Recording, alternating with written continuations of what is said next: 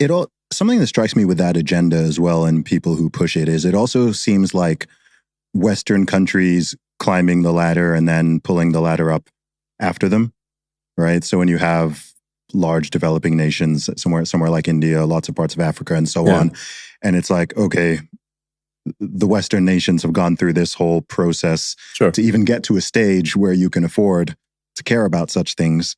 You've got other nations that are developing, and they're trying to get up to the level of prosperity that, say, the USA has right now. And you know, you want them to care about the environment, but it's like, people are still poor. People are not going to care about the environment until they've got their basic needs met. So there's a part of it where it's this, it's this sort of belief system that I think is very, what's the right term? It's almost like to use a Rob Henderson term, it's like a luxury belief, right? You know, it's like, okay, it's all good for you to view things that way, but if you think about the average person in many parts of the developing world, they can't afford to be thinking this way. They still need to get up to at least the basic level that our countries are in.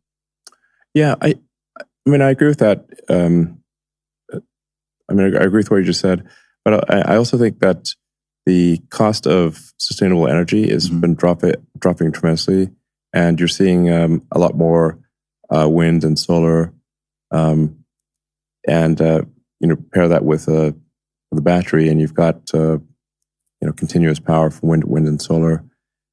That's actually very competitive, so cost competitive.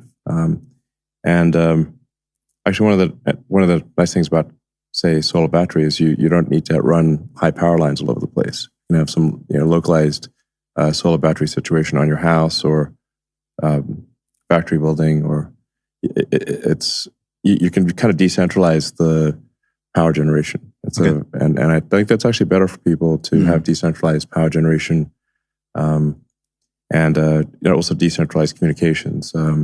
Like a lot of places, they skipped all the sort of phone landline stuff and went to cell phones. Yes. In fact, a lot of places in the world have way better cell connectivity than Silicon Valley, which is bizarre. Yeah. So yeah.